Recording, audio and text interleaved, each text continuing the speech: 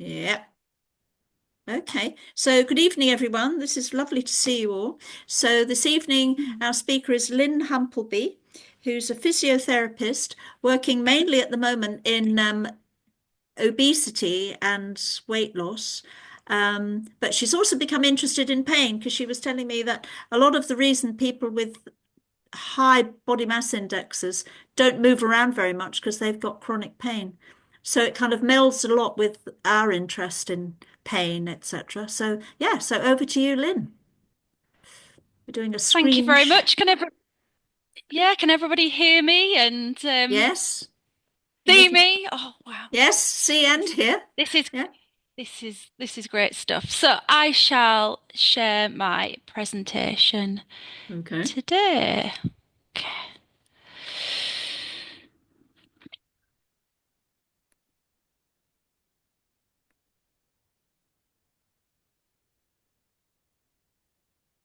Good. Is that all okay, guys? So Lovely. thank you very much. Thank you very much, Maureen, for letting me come and speak today. I feel very honoured actually because I've been a long time lurker with the Pain Society. You might have seen me at the top there. As Maureen said, I'm a specialist physiotherapist. I work in weight management in York, in North Yorkshire. So yeah. I've been doing this job, that's me on a good day. I've been doing this job for about 4 years now, and it didn't take me very long. When I first started doing this job, I thought, oh, weight management, it's all about the goals. It's all about having goals, weight loss goals, and then as long as you've got goals, you've got something to aim for and you'll reach it. But it didn't take me very long to realize how complex what the complexity of obesity as a disease and weight management. And so, as Maureen said, and when I trying to unravel what's going with my patients, that there was a lot of fears and a lot of barriers, and I would say the main barrier to physical activity was pain. So I happened to find one of your hear about your group and join. I've been joining for about three years, I think now, on and off. Yeah, and just I think you've opened my eyes really to the complexity of pain. So yeah, it's kind of a little bit of journey really from where I was as quite green behind, no, wet behind the ears, to trying to really widen my understanding and apply it to my clinical practice. So it might help if you know a little bit about the weight management program that I work in. It might help you a little bit. So I work in a weight management program. It's 12 months long. So patients with obesity can be referred through the GP. It's a little bit like a golden ticket, a Willy Wonka's golden ticket. We have 100 places. So this is treatment for 100 people in the York area. Um, they'll come and they'll be under our program for a year. So there's myself, I'm a physiotherapist. I plan and deliver the physical activity side of the weight management program. There's a dietitian and there's a counsellor. There's also a consultant endocrinologist. He's the clinical lead, and he looks after the medication side of things. So yeah, they'll be with us, and I run groups. I run physical activity groups. So patients will come for 12 weeks every week. And I was just having a quick chat with Betsan, our fellow physiotherapist, and some patients can either opt to come and join online or face to face. The online patients, I'll do traditional circuit style cardiovascular exercise with them, and then I'll do different education sessions on aspects of weight management and physical activity. And then those that come face to face, I'll do group education and Tai Chi. So yes, this is where Betsan was. I would love to know a little bit more about what you do, Betsan, another time. So what I found when I started with quite a naive idea of weight management, kind of the a little bit maybe like the general conceptions about pain. Oh, well, it's just about eating less and moving more. Um, or when it comes to pain, oh, it's just about, finding out what's wrong and then treating it and everything's better. There's a lot more complexity about it. So, as I say, it started off on my journey really to understanding more about the barriers that my patients have in being as physically active as they would like to be. So I came to join your group, and then I've just kind of done some more reading around it. And I would like to just put it out there that I'm not a specialist in pain, but I do teach my patients. I do try and help them become specialists in pain. This is something that if it affects their life, they need to have the current knowledge, not just myths and sort of common assumptions that even health professionals are not up to date with, really.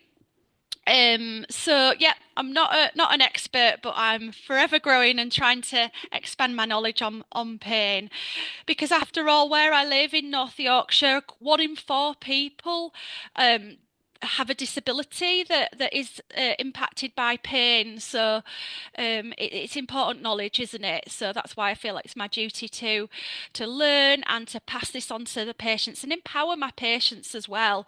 It's long gone are the days when we told our patients what to do. We're empowering them for them to take control and take charge and ask us the questions. So that's really where I am at the moment with pain and my practice. So, when I was a baby physiotherapist, I went to Bradford University, and I think we kind of were taught the medical model really around pain, this idea, or maybe it was my own sort of ideas that we have about pain, that it's kind of like there's something wrong, isn't there? Pain is a signal from damaged tissues. And when we find out what's wrong, often if we get the investigations, we find out the causes, and then we can treat it. And I did used to kind of be a little bit scared maybe when my patients were presenting with pain, because I don't want to make it worse. So we kind of encourage them to be guided by your pain. I think that was kind of maybe a gentle approach with pain.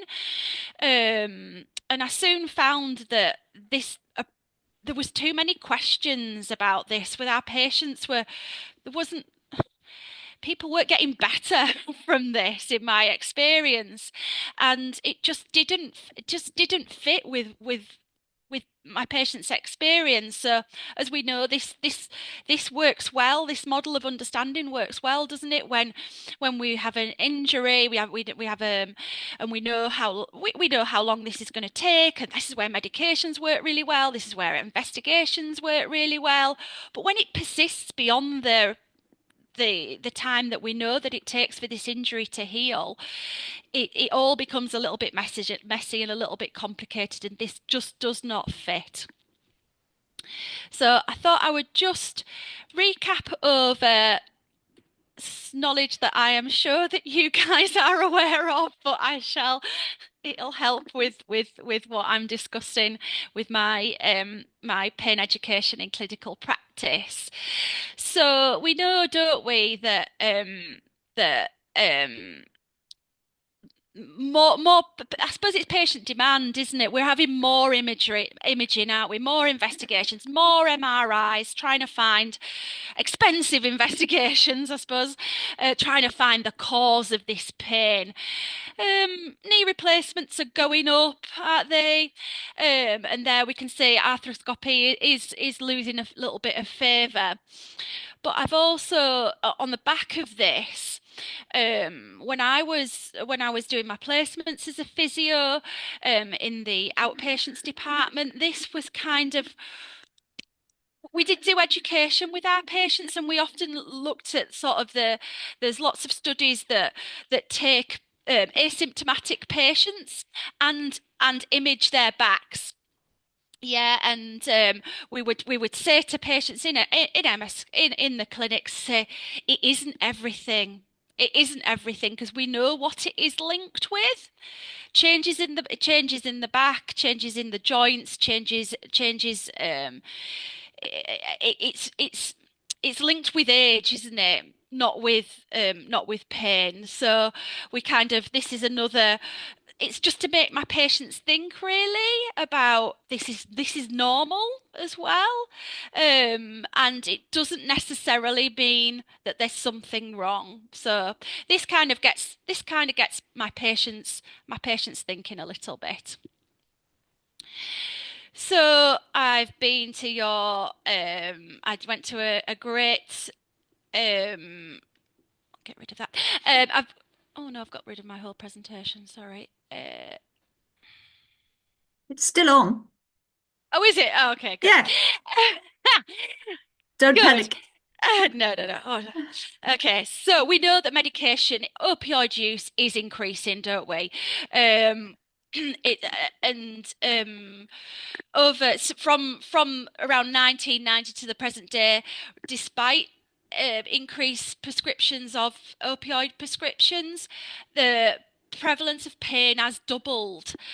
So on the back of increased investigations, increased medication use. I see this all the time with my patients. A long list of pain, analgesia, pain relief, but yet people are still wanting the cure. They're still poorly functioning. It's still a barrier to, yes, losing weight, but to having a healthy life. So it made me think, is there a better way?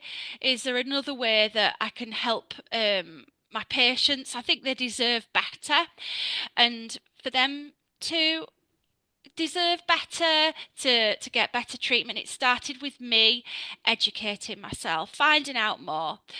And if there is a better way, it might mean that this could change for our patients, that they aren't um, reliant on prescriptions that don't seem to help pain.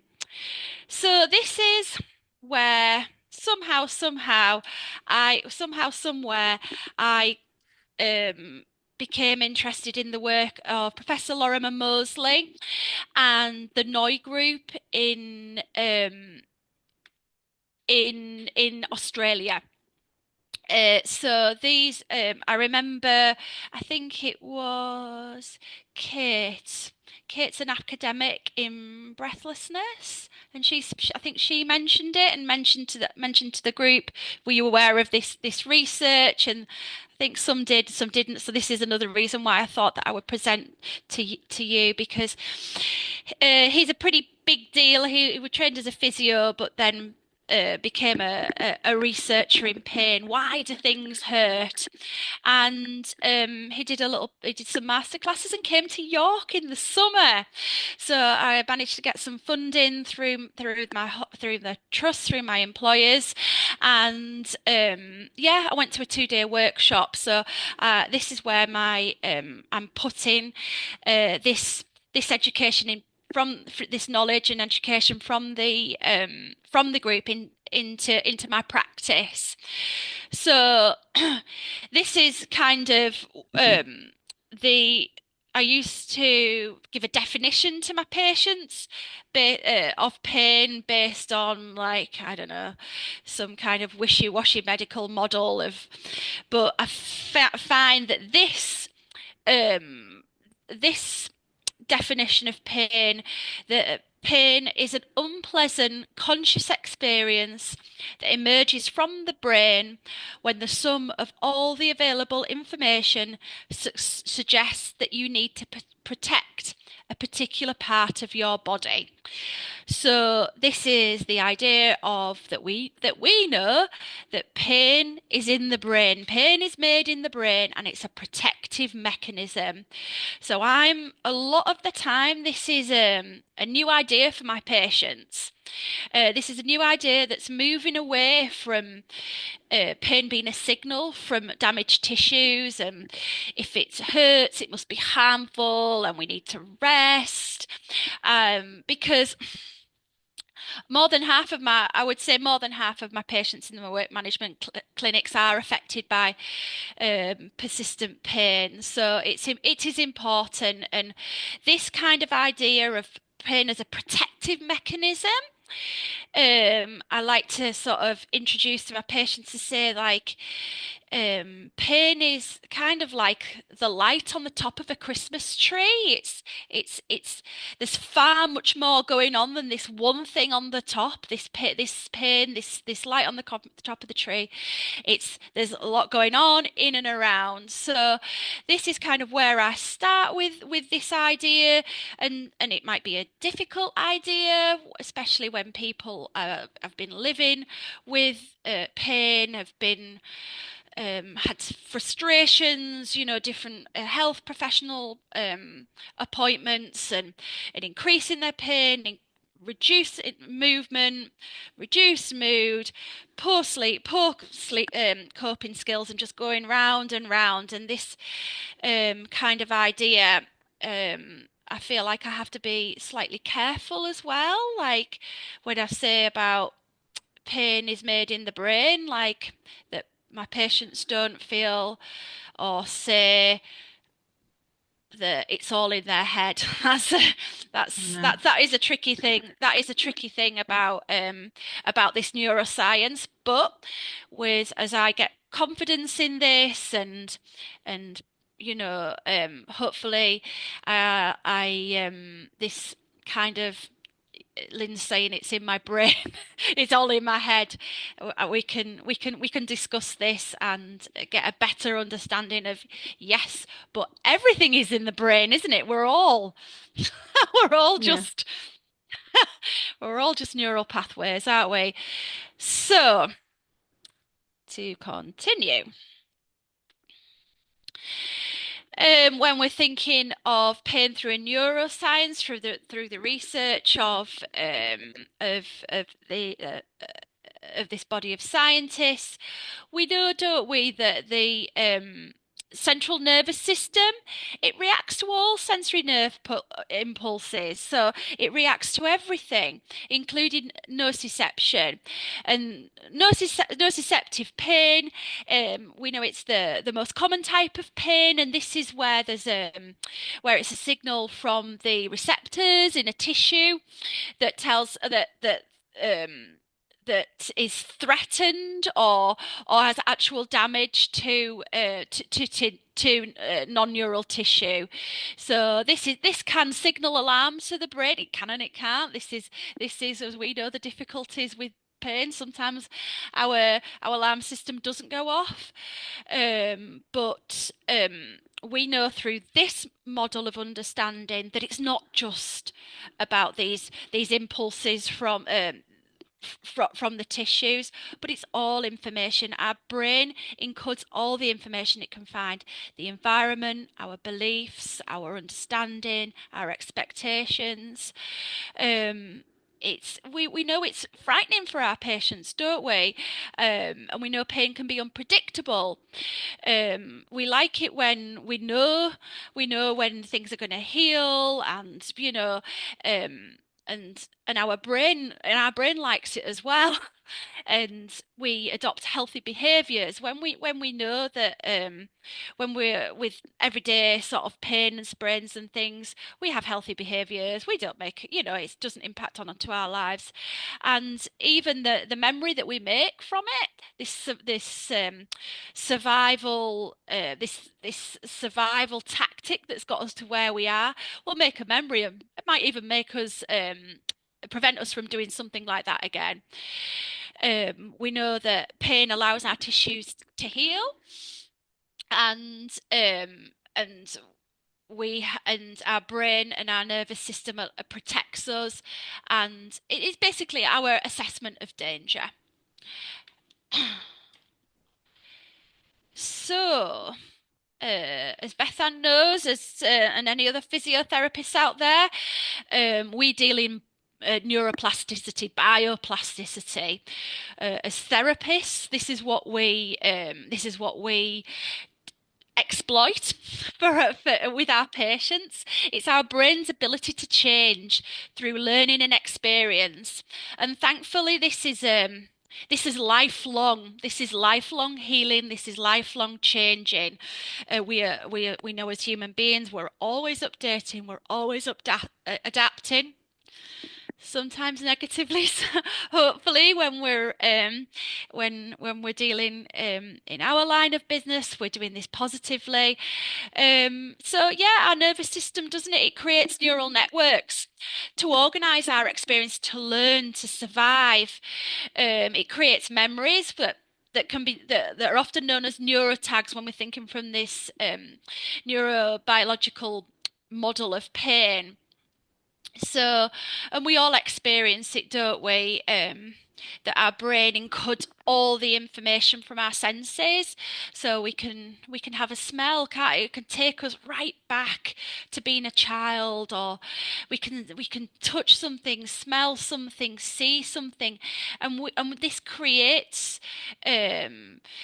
neural pathways that form together to collectively to have an interpretation of an event, of the environment, and they call it a neurotag. And we can have pain, and can have pain neurotags, a particular memory that all of our senses has packed together and is learnt, and it is in there.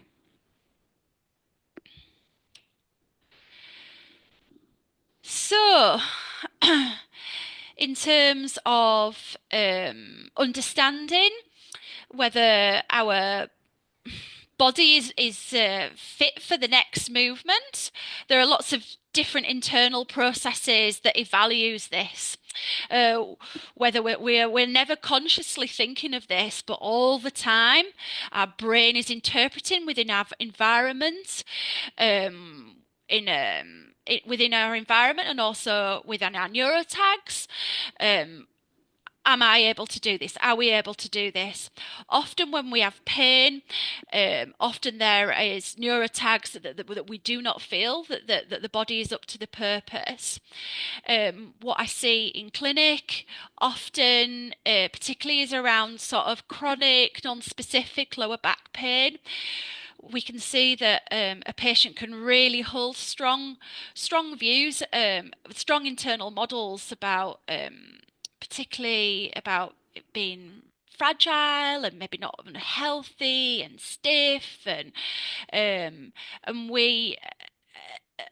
we take from our environment and from our past experience, maybe going to see health professionals, that fits in with this. And we get an understanding, and I see that patients get an understanding that their body is not fit for the purpose. And this contributes how to pain works, and it influences these internal models, and it doesn't update, and it stays the same. So in terms of educating my patients on this model, that we can adapt, we can recover, we can heal. This is where the therapy comes in. I want them to see that their body is healthy, that it's strong, that it is fit for purpose, and we can use all the all the evolutionary tactics that our brain is developed to do to respond positively to progressive movement, and our tissues and our joints love movement, they love loading, and they can become stronger. But it's kind of all the messages and beliefs that can fit into that. So this is where the education comes in. So this is what we deal with. This is what we sell. This is what we want our patients to have, and it's recovery, isn't it? So, as I've said before, pain is an output from the brain and it has its own neurotags. We know that there are many myths, misunderstandings, and unnecessary fears around pain. It can stop my patients from doing the very thing that they My need to recover. patience. Yeah. So, and we know even health professions that we in 2025 do not have this modern understanding of pain, and I feel like it's my job really to pass this understanding to my patients so they can achieve this, so they can achieve recovery, because the understanding all the science that goes into this states comes to the understanding that knowing about pain, knowing what pain is the most effective way of dealing with it. We know pain, yeah. So, in terms of sensitization, I help my patients understand that pain systems drive the sensitivity, and it can prevent their recovery when going away from hurt equals harm model of understanding pain. So I stress to my patients that they can be unlearned and we can recover from this. I help them to understand their overprotective brain, so the brain can become too good at protecting us, in terms of understanding that their pain alarm system might be becoming too sensitive if their pain persists, if it spreads, if it worsens, if it becomes less predictable, and even if thinking about movement, even a slight touch, we know that things have become too sensitive. And I try to get my patients to understand, or really, I look at their thought processes and their feelings, because often, particularly in weight management, I see I see a real separation from the body, from the person's view of themselves, and yeah. So it can be really difficult, really painful for my patients to voice some of their thoughts and their feelings about their pain, about themselves, about their barriers. So I tell them, yeah, I talk to them. I use the metaphor, and we will look at metaphors about pain being an alarm system that can that is very useful. Like if we didn't have pain, there are some conditions that we know that we don't have pain with, and this can be life threatening. So it is essential, and our brain, and we use our memories to predict danger and to keep us safe. So I do educate my patients on the role of the brain. Yes. So we know, don't we, that pain relies on context, on sensory information that needs to be evaluated by the brain, and often I can use examples with my patients of how it relies on context and not just information from damaged tissues. So often I use it's quite a famous case study. It's called A Tale of Two Nails, where a patient, a builder, construction worker went into an A&E. He had a nail had gone through his boot, through his foot, and was poking out of the of the sole of his shoes. He had to go to A&E. He was heavily medicated. And then when they pulled the nail out, they realised that it had gone through his toes and hadn't gone through his foot. And in the same way, we can have there's lots of examples of people having shrapnel lodged in their brains, or from being in war situations. Yeah, and the brain isn't telling them that there's any danger there. So it does rely on context. If the brain doesn't detect any danger, it won't produce pain in some of the time. So in the same way, like my education needs to help patients understand that their thoughts and beliefs about pain are absolutely normal and rational, and we've learnt them since being a child. We learn them all the time in our everyday interactions in society, and we know that pain is very cultural specific, don't we? We know that there's, gender differences. It's a complex learned understanding and beliefs. Yeah, we know that toothache is really common, is really painful, and there's this idea: is it really painful? Because we know that it's expensive. People use certain languages. We have lots of fears about going to the dentist, and then we maybe don't do the things that we really need to do about our teeth, and so we don't go to the dentist, and that makes it worse. And I'm sure that there's many dentists out there that as soon as the emergency appointment is booked, and the patient walks into the dentist studio, into surgery, even before they take an assessment or take any look, the pain will disappear. So it's our brain. The brain is kind of it likes action. It likes action, and if it's satisfied that action is taken, pain will reduce.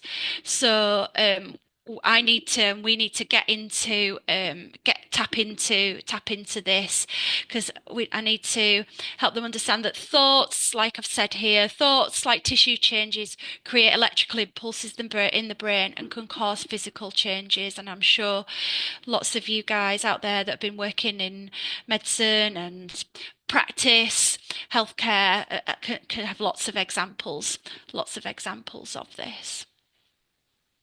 So what do my patients say to me? What do they say to me? So um, they can these I often hear, oh, I don't want to do anything until this pain goes away. I might make it worse, Lynn. I'm gonna wait until the pain goes away. Or they believe that there must be something wrong because there's a lot of pain. Severe pain must equal severe harm. And I do hear a lot of frustrations that there isn't any way that anyone's been able to fix their pain that has such a devastating impact on their lives, just going round and round in circles of frustration. So, um, one of the things that I've really found helpful about the Pain Society group is it's really opened my curiosity around language. And actually, before I became a physiotherapist, I was a newspaper reporter, and I have studied English, these kind of things. And actually, I have found there's lots of crossover between being a newspaper reporter and being a physiotherapist. And one of those things, there are many things, but one of those things is language. And I've really enjoyed I enjoyed Sarah's talk about hypnosis last session, and it builds on what Maureen and others have spoken about in terms of the worst is over, healing language, how language can create an immuno response, and Sarah talking about being able to really unlock fears through language and empower patients to take control at the very end stages of life. It was very powerful, and thank you. I feel really honoured to sharing this, and in my own way, I see and I won't be the only one that where language can really disempower patients. can have quite the opposite effect all the time. Every time I have a patient education session on pain, I will ask my patients, what's their experience? Have they had any investigations? Was it helpful? Was it not? And they will every single time say, oh, well, I've been told that it's wear and tear, that it's bone on bone, that I've had a slipped disc, and these words are enough to stop movement. And it's quite upsetting, really, because the patients have been absolutely frightened to death, and it's just not, and it's simply just not true.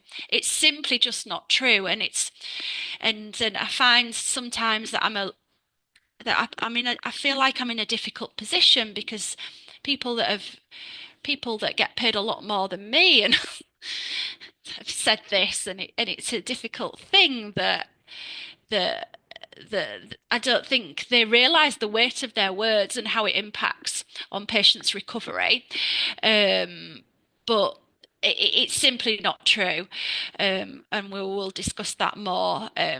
But I mean, we know that you can have back back dis you can have disc changes, all the rest of the uh, degenerative changes that we can see on an investigation, but with no pain. So good. I thought I would, as a part of this, just have one slide on pain education. I don't know about you guys, but I didn't learn anything about pain until I became training to be a healthcare professional. I don't know whether education in school has improved since I was at school, but we kind of it's kind of non-existent as a child, this understanding of why things hurt. Um, we kind of it's kind of before 20 before say the millennium, it kind of anything we did know about it was based on the anatomy, again, this idea that it's kind of signals from damaged tissues. But as science has come along, as research has come along, we understand that it's more of a complex model. We know that patient experience, that uh, common beliefs, that pain is a complex picture, and this is based on 20 years of high quality RCTs over this time, that we can see that the patient experience is more than just a marker of tissue health. So this is kind of where we're at, and maybe, if I'm being honest, where I'm at with educating my patients, kind of understanding that it's complex, understanding that it's more than just tissues, but I'm kind of trying to push myself forward into a more modern pain education. Um, but this kind of challenges me because this really takes on something that I don't feel that I don't feel so confident on. It's that of active learning.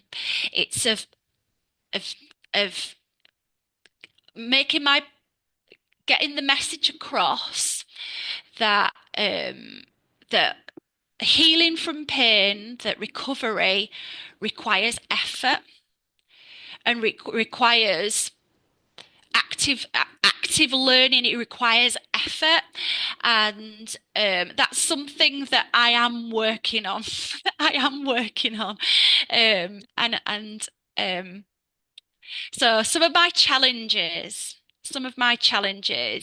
in clinical practice with this idea that I how do I, there are other clinicians that are coming to understand this complex model of pain. I know I'm not the only one, but how do I convince my patients that I understand their pain is real, that their pain is real, but it's not just about the tissues in their body. So again, it's kind of, and I think they'll come back. The patients will come back into clinic after doing their education with me and go, "Yes, I understand what you said that the pain is all in my head," and I'm thinking, "Oh God."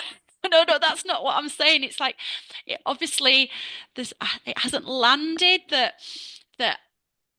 I understand their pain is real, but it's not just about the tissues in the brain. So that's kind of and the way that they're kind of getting more confidence is how I kind of use examples of where patients or people have severe injuries, say like in war situations, and they won't feel pain, or say we know that patients who have had a limb amputated, we know that around 70% will experience pain in the phantom limb in pain.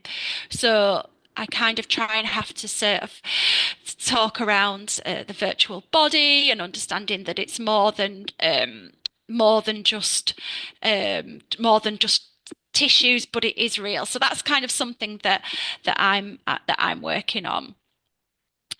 Yeah, and this is kind of something that I'm definitely growing in confidence with. I think as clinicians, I I used to skirt around the issue, I think, of handing patients the power back to the patient with their pain. I think I would sort of maybe say that I'm here to support you, in managing your pain, and it's kind of that therapeutic relationship. Basically, I didn't want my patients to dislike me, probably. If I'm being honest, it's like there's a discomfort in that. But I will confidently say in front of patients, and once I've started saying it, I say to my patients, it is not your fault that you're in pain.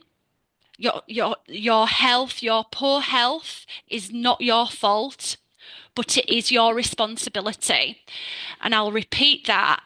And it didn't take me long before I didn't realize that everybody hated me, that everybody knew this. It was just it's what they wanted to hear, really, from maybe going round and round field appointments, this awful, dreaded vicious cycle of pain, to say it's not your fault, it's your responsibility. If you accept this responsibility, this is your way of breaking into this vicious cycle that is not your fault. And I'm definitely growing in confidence in that area. Well, they don't tell me they hate me anyway, so that's good. So and another challenge that I have is getting across this idea of this is going to take effort, because while people while patients don't are quite happy with the responsibility of their own health in what I've kind of found in practice, my patients and any patients that has to live with a long-term condition like obesity, life is hard. Life is hard. Everything is difficult. Just to get through the day, just to do uh, their responsibilities, and I'm there saying, right, this is going to require effort. Your recovery requires you to make big changes, and this is on you. Um, that is something that I'm kind of growing in confidence with. And this is where this new idea of teaching comes in. It's not just about sort of educating the patients. It's like the learner has to put effort in. It's gonna be hard. I, I only have a relatively short amount of time with these patients, and it takes time. But I think if more of us get this across to our patients of like your health, your responsibility, um, the message should get across. Also, the discomfort for me is having the confidence in this model, in this research, in my knowledge, which, as I said, I'm not an expert. I don't work in pain. This isn't my speciality, but this discomfort of offering the promise of recovery for my patients. It's like, you can recover. This is how you recover. You understand your pain and you can recover from pain. When you understand your pain, you can gradually get more movement. Your brain can update where you are, and you can heal. And this isn't the I think we sit on the fence really with management, with pain management, don't we? Because we're kind of not promising our patients anything, but this model does. So yeah, I'm growing. I'm growing in confidence with this, and still growing in discomfort. But that's kind of my own personal reflections on that. So the modern teaching technique. So if I'm going to be teaching pain education, I need to be emphasizing effort. I need to be teaching my patients effective learning strategies. I can tell you, my patients don't want to hear this, but then there we go. Um, we use techniques, repetition. So, hurt does not equal harm. Your health is your responsibility. Repeating these things over, asking patients if they've got questions, to ask me, do they understand this concept, this really, really tricky thing, really. I feel, as I say, it's an area where I'm sort of growing in confidence. For patients to really have effective learning, we need to remove distractions. And in clinic and in groups, this can be quite hard. Really, if I want full if patients are going to fully participate in their health and their education, they need to be leaving their mobile phones out of my groups, really. But patients have children, they have sick care, they're carers, they've got, so I have a discomfort in that. I mean, I have had a patient in one of my groups just sit with his staring at his mobile phone all the time, and I don't I have a discomfort because I don't want to be teacher as well. So, but how is that person ever going to take control of their own health if they're just staring at their phone all the time? But if they're not willing to take the responsibility, I suppose, that's the treatment, isn't it? Mm. So I deal in facts for my patients. So these are the pain facts that I repeat to my patients and that I want them to understand. So this idea that pain protects us and it promotes healing. This idea that persistent pain can overprotect us and can prevent recovery. I want them to understand that there's many influences that impact pain, and I use metaphors for this, and they're probably metaphors that you've heard before, but metaphors are a really great way of patients understanding their pain and yeah, getting some control over their health. And I want my patients to understand there are many ways to reduce their pain and promote recovery. So what do I use? I tr what the medical language that can prevent recovery. As a therapist, I use these slogans. So I tell them, you might, when a patient said, "Oh, I've been told there's wear and tear on my joints," I will say them that I'll tell them that is not true. The science says it is wear and repair. It would only be true, wear and tear would only be true if we were a car and our joints had like brakes and we were brakes that were just wearing out and we needed to replace them. We are biology. We change, we grow, we adapt with the amount of movement, with the amount of uh, understanding and our brain updating and making the right steps to recover. We are wear and repair. So all the time, I'm trying to reduce their worries. I will tell them hurt does not equal harm. Repeat, hurt does not equal harm. A good one, this is the one that patients love, and they'll repeat this to me back in clinic after the groups. Motion is lotion. They're like motion is lotion. And other ideas that you can be sore and safe. You can be sore and safe. But I would say the number one slogan, they're like motion is lotion. So metaphors are really useful in clinical practice. Um, so this idea of pain, the brain being an orchestra, is from the. I don't know if you can see me. This is the Butler and Mosley Explain Pain book from the Noy group, and they a metaphor that they have is that the brain is like an orchestra, and the brain is very skilled, can play different tunes. It can come up with new ones. It's creative. It can change and adapt depending on the audience. And pain can be thought as of one of these tunes. However, if this orchestra just plays this pain tune over and over again, it just becomes really good at playing this tune, and it can just play it without even trying, and then it gets that it can't play anything else.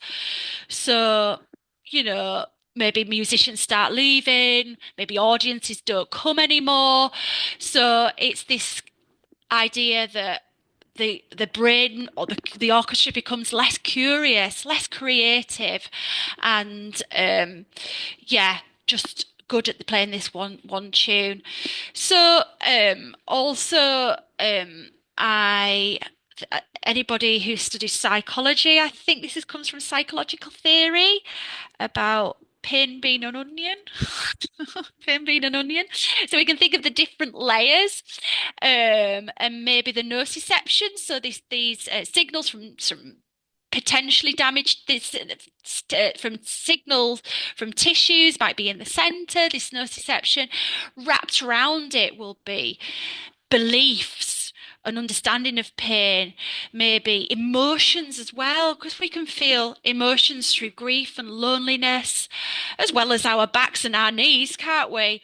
As well as the environment as well. All these different layers, different family experience. This all comes into the complexity of pain, and it's just trying to help patients understand their pain.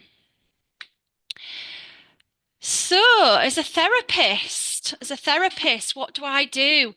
What do I do to, first of all, I try and help patients understand their pain, understand that whatever their beliefs are, they're normal, they're rational.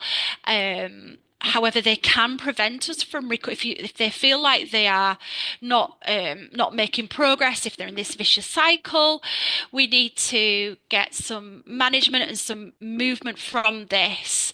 I see patients trapped by their pain, swinging really from maybe low levels of physical activity straight into high levels of physical activity, probably absolutely driven on by societal expectations or stigma around being lazy or whatever. And maybe patients being fueled by their emotions and right, I'm on it now, I'm going to do all this stuff, but they're living with long-term conditions, and this energy this energy use becomes a boom and bust pattern, that over time that their activity levels become less and less. So I'm bringing my patients back. My patients know that movement is good. All my patients know that movement's good for them, but they can't, that they, it's this idea that while they're, I think they get trapped between, they've got a lot, that their problem is significant, so it requires significant action. In my clinic, in our clinic, we're kind of reframing this as we need to take small steps. Small steps are really important because over time they make the difference. Setbacks are smaller, smaller changes are more manageable as well. How can we sustain like going to the gym every day, even if we had the energy levels for it? We have other responsibilities, and yeah, they just get swept into this cycle of negative feelings about themselves, and just getting less and less able to do what they want to do, and less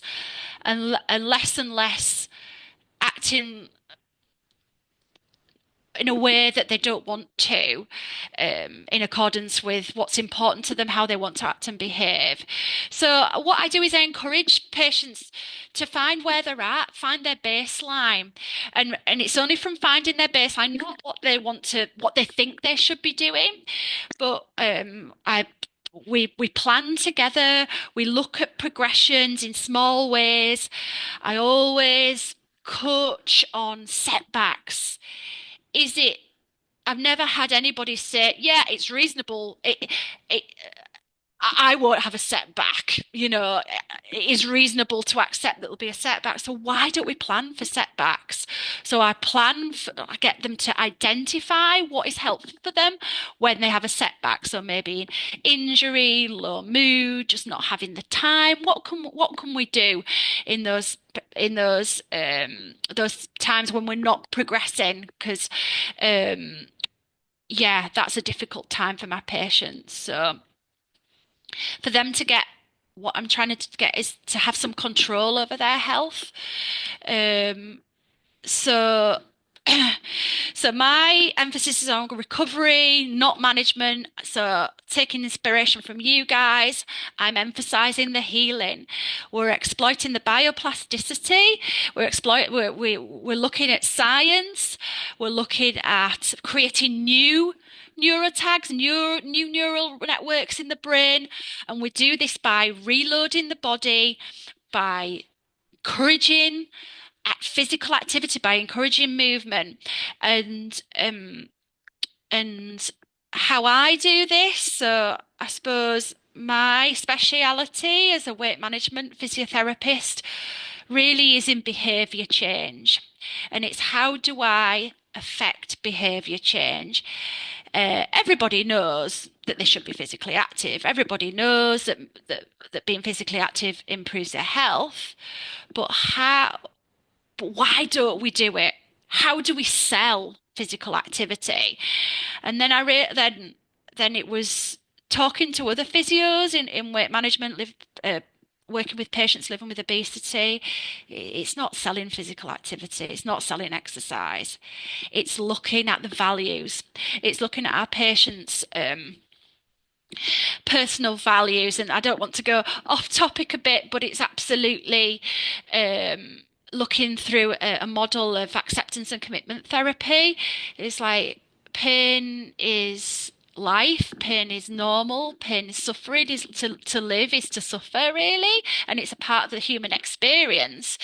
We also within this understanding that while life can be difficult, and we can still act according to our values.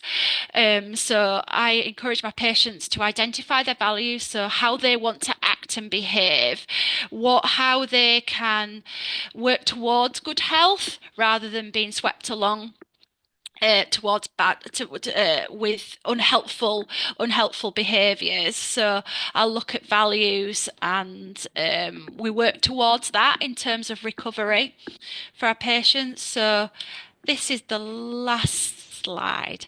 So just to recap the clinician's role, my job is to build my patient's confidence, both in moving, yes, physical activity, and this is kind of where Tai Chi really helps my patients. There's not many that can't do Tai Chi. This builds resilience and helps them with future health challenges. I want to be helping them change their thinking processes from just managing, living, surviving to recovery. And the primary treatment is education. So, yeah, I've kind of been open about some of my challenges with active learning with my patients, and I'm still working on that. But we all are driven by our wants, our we've come into this as health professionals, haven't we, to help people, but it's kind of a challenge for us to say, actually, the patient is the expert in mastering their own situation. Sometimes we want to be problem solvers, and actually, patients have their solutions. We just need to let them speak them out aloud.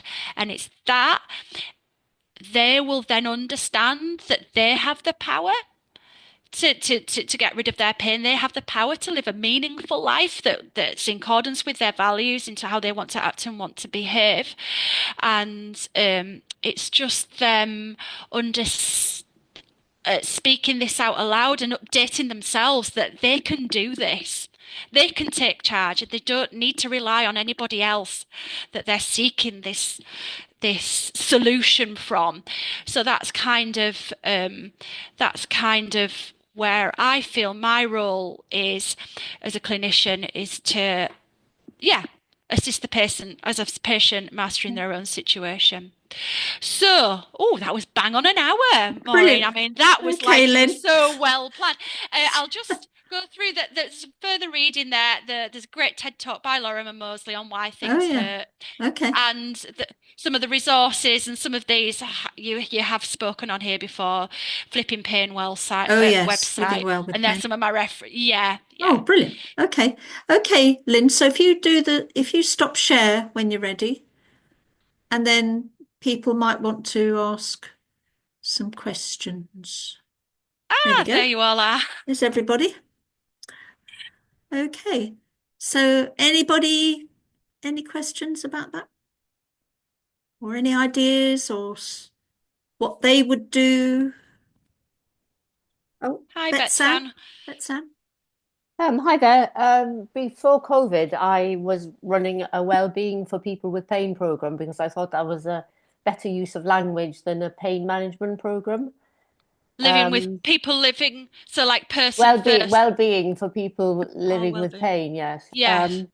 And I like the question of how do I make my patients understand that it's not just about the tissues. I found quite a good way of doing that was to let them experience that. And I did that. I found a couple of images that were really effective. So I found an image of a person standing on top of a flagpole. So the area was about that big, which was on top of the highest building in Hong Kong. And all you can see is a pair of shoes and then the building and a road with tiny, tiny cars um, a long way away. And it showed this picture. And most of the most of those with fibromyalgia weren't able to look at the picture. Um, and I would sort of just talk them through the picture and say, imagine this is you up here. You can feel the wind, you're swaying in the wind, and the cars are moving at the bottom. And they would all experience an increase in pain. And then switch to a really calm image of a beach, gentle lapping, um, waves, and use the appropriate language to explain that. And they'd all experience a reduction in pain. And then sort of explain that nothing has actually physically changed. Nothing has Mm, changed in their Yeah. painful knee or their painful hip mm, here. It's just the mm. Yeah. context that's changed. And I think Yeah. Yeah. most people do recognize that Mm, they feel they experience more pain when they feel stressed, for example, or when they haven't Mm. a good Yeah, night's sleep, or yeah. when Mm. they've eaten a poor diet. So just sort of highlighting those things. And so people already instinctively know that, I think. They do, yeah, yeah, they do. And when But the people are two images depressed, work really well. Ah, thank you. Yes. yeah, that's Yeah, really that interesting. I think Jens wants to say something. Yeah, thank you. Thank you so much for this talk. I liked it a lot. My position or my addition is from primary care, and it's about metaphors. And for me, there was a definite shift away from explaining, telling you should understand the brain and neurophysiology to people's to develop metaphors for people in an ongoing relationship, which is a very different story than going to a program and getting told and all the disappointments of somebody is there to fix my pain for somebody who deflects it and says to me, "You are in charge." I think the ongoing, flexible, individual relationship in the long run, which can be 2 months, which can be 5 years, that has been for me the answer. It's not a political answer, but I can say that I see all the people who returned from pain management or weight management or fatigue management or anything management flat package programs to reality. It's a bit, I'm not sure whether it's great or not, but I know that's the baseline where I think changes in the long run can be made. And I'm looking at intervals of 2, 3, 5 years where I can see changes really having an impact. And even a year is not good enough. And a year was very good at nice guidelines to see how effective are pain management programs. Thank you. Yeah, it's interesting. Sarah, you want to say something? Yes, thank you so much. That was excellent. I think I totally endorse what the messaging was really that core of understanding and having an education about the various meanings of pain and how one can move beyond them, because obviously, the automatic assumption is that something is wrong, but when you're living with a chronic problem, or effectively carrying around, a huge amount of extra weight, and you have wear and tear, which isn't going to go away unless one can change any of those circumstances. Certainly when you're living with, long-standing obesity or other medical conditions that hamper your movements, and pain that hampers your movements, then obviously you feel a sense of locked in. So I think all of these sort of alternative metaphors that we've been talking about are core. Um, and from the physio side, in terms of some of the things that I was dropping in on the back of my last talk, which I think was about photobiomodulation, red light, anti-inflammatories, and also the use, I suppose, of the weight loss drugs and things. There is all sorts that there are those sort of external fixes, but I think from I suppose the weight loss associations, then there is a huge amount going back to early trauma and a deeper psychological foundation for why people are in those sort of situations, which, sounds like you're actually doing more than just physio. You're doing therapy um, with all that you're saying, and we all are, in terms of yeah. the wordsmithery Mm. that we conjure to try and help people bridge the rationale of getting out of this place in their heads, which is often, as Maureen alluded to, linked in with depression and a helplessness, which often, because we have a very click were associated, there's damage, therefore you would have pain, therefore live with it, is a sort of embedding of that message that, you just got to live with it. Mm. And it's that bridging, which I suppose with the hypnosis is that there are different ways with living with it. And actually, if you can train your brain to ignore some of the messages, the irony being that the more you move, the more you heal. Mm. And that regeneration that can also be amplified by what you're saying and I suppose the hypnotic downstream effects that almost give a person permission to live differently. So I mean, just coming back to those other adjuncts and how you blend those in, and whether those are other therapeutic avenues that are often being, you know, put in place. I don't know. The red light seems to have not caught on in the NHS yet. Um, it's approved for radiotherapy, as I was alluding to before, under the NICE guidance, but I didn't know whether in physio that you had that. No. No, no, photobiomodulation, sort of NICE approved for regeneration, and actually has been shown to be very impactful in fibromyalgia. Oh, And so it may be a tool that will be coming through, but want to look out Oh, well, for. I've heard of it now. Thank you, Yeah. Sarah. brilliant. I was going to say there's also a very good book. Do you know if people have come across Health Behavior Change by Rolnick and a couple of other authors? Um, it's about how to enable people to change their behaviors to do with their health. So that's quite a nice one. I mean, one of the things that I used to say to people, but I probably mentioned it before, when they absolutely couldn't change and you're sort of banging your head against a brick wall trying to get them to do that other thing. I used to say, oh, it must be really hard for you. On the one hand, you want to be better and losing weight and easing your pain. But on the other hand, you find it very difficult to change it. You prefer to rest and avoid movement. So there's that kind of thing. So you're sort of standing in the shoes of the patient, Yeah. noticing there's an ambivalence.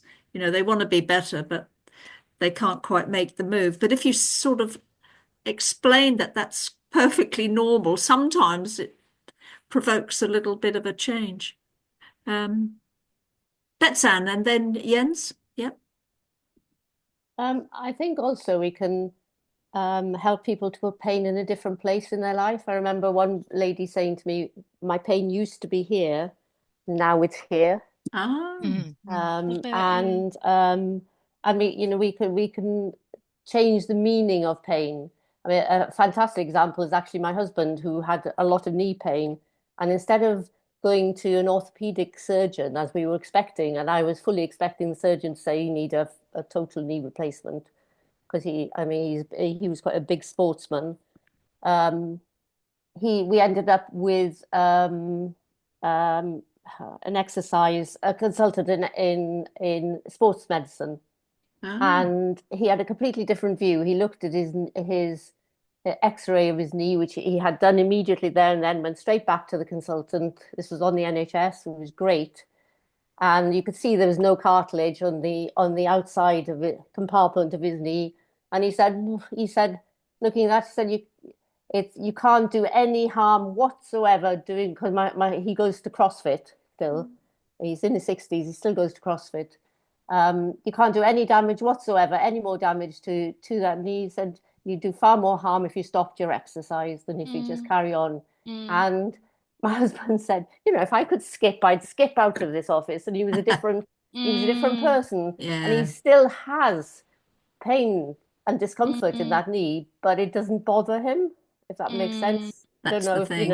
how that Yeah. how that Yes, corresponds to the definition of pain. It's if you ask him, he still has pain, but it doesn't bother him yeah, because the it's not stopping him from bothersomeness. doing anything. Mm, Yes, mm, mm. yes. Jens, you wanted to say something? Yes, it's something personal about pain experience. I had quite a bad fracture dislocation of the ankle, quadriceps rupture, supraspinatus rupture, the works all in one go, and have been in hospital, have been fixed, blah, blah, blah. And everybody expected me to be in pain and asked me, "How are you? How is your pain?" And I was quite defiant and talked about philosophy, blah, blah, blah. And I didn't feel pain. Of course, I felt discomfort, swelling, existential injury, you can imagine. But that's not the point. The point is, a friend of mine came to visit me, and he knew me as a fit, well, blah, blah, blah guy. And he saw me with the crutches, having gained weight, and he felt sorry for me, pity. And it was bizarre when I saw him and the pity in his face. Oh, Jens, hmm, it started hurting. Mm, I Ah, thought yeah. this is crazy stuff. I'm enlightened. I know all the pain models, mm, mm, the predictive brain, you name it, mm, neurotags. I know it all. mm, But still, if I had a different emotional relationship to the leg, the discomfort, what it means, immediately it became pain. Really, really Mm. interesting. Did you Really, tell him to be quiet and cheer you up and stop going on about it? And then you got back into discomfort again. oh yes, Once it Yeah. actually happened, could What did you? you do? yes. Yes. I said to him, can I please go back to my hero paradigm that I'm Yeah. overcoming all of this and I've got the agency to do this rather Yeah. being an object of Yeah. pity, or look what happened to him. But Yeah. what I want to say is this is really powerful stuff, the mm, relationship to mm, your leg, what it means, the injury, the past, the future. It's highly psychological and highly not esoteric or in the brain, or of course it's in the brain and in the mind, where else? But it's very, very powerful, even for Yeah. supposedly enlightened people. Maybe I'm not as enlightened as I think I am. Yeah. Sarah. Hi. I was just really going to carry on with that nocebo phenomenon that it the pity invokes, that one Yeah. just even a sort of a look or an attitude can change Yeah. one's experience. And in terms of just countering that, I don't know how many people here have ever actually used a placebo, a placebo, an open placebo capsule, which patients can buy online. I gather off Amazon, in all different colors, which you can choose. But have you ever encouraged patients to if effectively engineer their own placebo? Because I think from the point of view of there's no harm because they are inert capsules, but if they choose to use that placebo from the point of view of a uh, something that they're physically doing that actually wills a change in their future. I mean, the open placebo studies from Harvard and Irving Kirsch, actually Yeah. said that the placebo response was an effective care. If you're taking a placebo, that a self-care with an endpoint in mind, and Mm. the Moseley experiments in terms of empathy having an influence, but that's from a therapeutic suggestion point of view. But I think there is some further mileage that one can get from that approach as well. I think it's knowing your patient and whether they're open to that and whether they are somebody who could utilize that. But we did actually do a hypnotherapeutic hypnoplacebo audio file on our website that is there. And I had a patient who um, very much did all of that as well. He well outlived his prognostications, but he was very sort of um, converted to the power of hypnosis as well. Mm. But I Wow. think it's how you help yourself, but with a tangible, anchor almost. Mm. And those little placebo capsules have been shown to be an anchor. And in fact, I think it was the placebo-controlled studies that made the arthroscopies fall away, actually, because they showed that as many people were better after sham arthroscopy mm, as well, better after the real thing. Yeah. That just reminds me, there was another study. I think they were looking at the behavior of the helper, the carer, the husband or the wife or the partner of the person in pain. And if they were too nice, it made the pain and the disability worse. So, you'd think you had a supportive partner. If your person suffering with whatever it is, it would be a good thing. But they found that that actually was worse for them. So you'd almost got to educate. Maybe Lynn could bring in the partners of your patients and start to educate them, how use of language and how to encourage self-caring, because it I seems. think it's control, isn't it? I think it's all to do with control. If you have someone who's doing too much for somebody, Yeah, it's taken away that patient's agency, that control. yeah, that With must be that. Jens, that person coming in, giving them pity, that took away Jens' Yeah, it's control of his interesting, own isn't it? health and how he viewed himself. It's like that's it's other people's Yeah. taking that away, and that's kind of what, like, as clinicians, I think we have done in the past. We've kind of been this sort of fatherly, motherly figure or caring Yeah. figure that's taken away. And Sarah, I don't see why we couldn't say, research says if we take a red shiny pill compared to a different type of pill, we know that is more, because our brain is saying, I know that's more effective. Yeah. I think we can empower our patients Yeah. that way. But I mean, I think there's even some research that's been done suggesting which colours work best for what issue. So Yeah, I I think think it's you can red Yeah, for you can yeah, read you pain. into have, that. yeah. red for pain, yeah. It's red Yeah. for pain, yeah, yeah. Yeah. There's some for sleep. Is it blue or green? I can't remember now. Yeah, one of those, I think, Depends yeah. on the color. I think there's a study being done on sham stomach banding as well.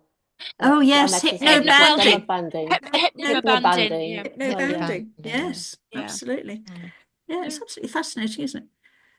But I had a patient who had an arthroscopy to his knee, and the consultant said to him, "So I'm going to have a look in your knee, and if it's so bad, there's nothing I can do. I won't do anything.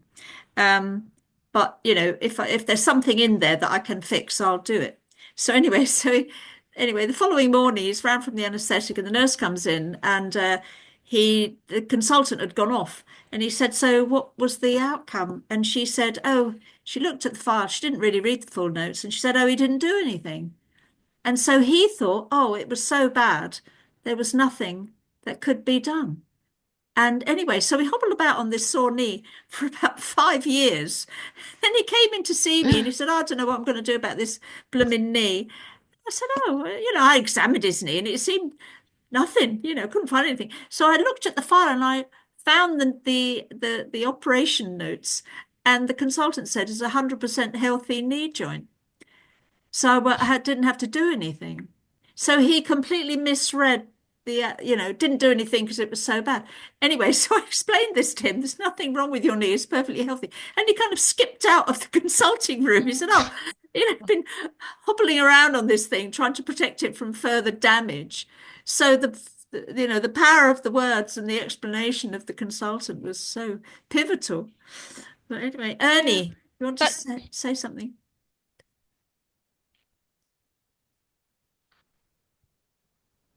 Unmuting? Need to unmute. Ernie You have to unmute, can you Ernie. unmute? We can't hear you. There Okay, you go. now you can hear me. I forgot. Yeah. Yes, you're on. Okay, there you go. There you go. I don't think John Loeser's still on, but the onion model was his. Oh, About really? yeah. He started, and then when I was a postdoc, and then I want to say that the University of Washington, where I did the postdoc, did a great series of solicitousness of spouse. They had that fancy name, spousal solicitous. Solicitous Oh, spouse. boy. That's very Yeah, and they've documented various ways of showing how that increases uh, pain behaviors. really But so I just want interesting. to say that I've done a lot of work in China. I'm married to a Chinese girl and a woman, I should say, and uh, they have this notion about blockage and chronic pain. And they say where there's blockage, there's pain. And so the acupuncture is very effective because it breaks the blockage and then they starts the flows and channels and keys. Now, it's difficult to prove that with a placebo study, but it's very effective in China, uh, the imagery. And I think acupuncture is more of a mind-body, uh, Yeah. Yeah. mind-body, and there's nothing wrong with it if it works, and it does Mm. work in China. It doesn't work so well here in the U.S.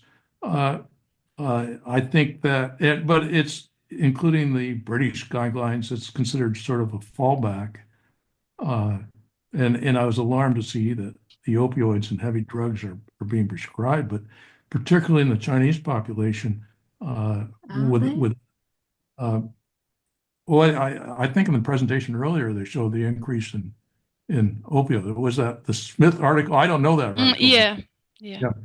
I thought that they were coming down in your slide, weren't they? They were all beginning to come down, apart from cocodamol.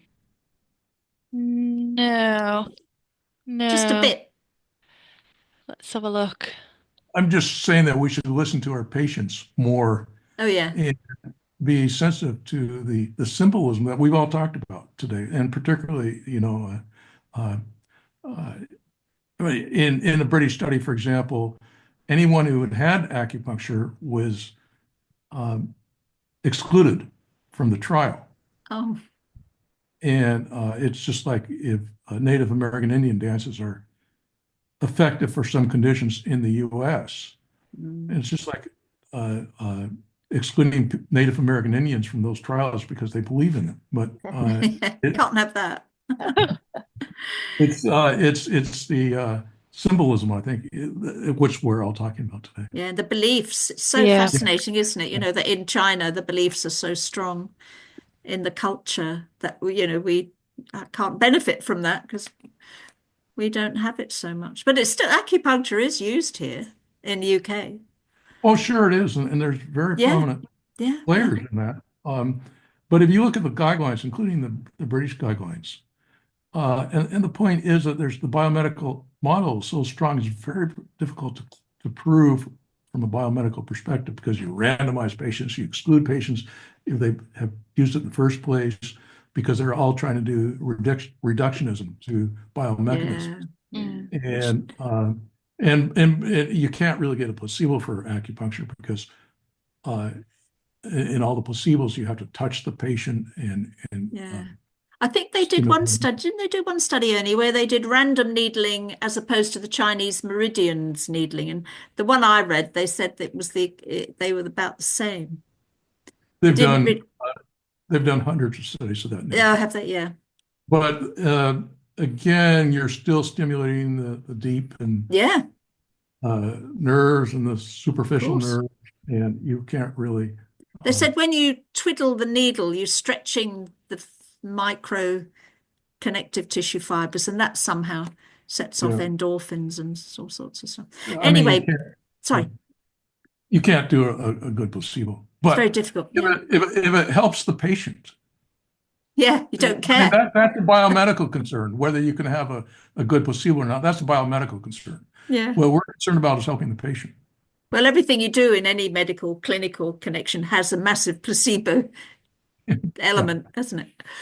David, you want to say, we're nearly running out of time, but yeah, one last Okay, I'll question. keep it Yeah, quick. no, it's fine. One I last just thing. wanted to put in a note of caution about not being so nice to people.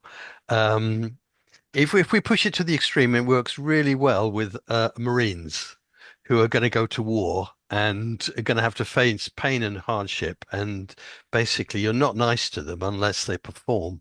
Whether you're not even nice to them then.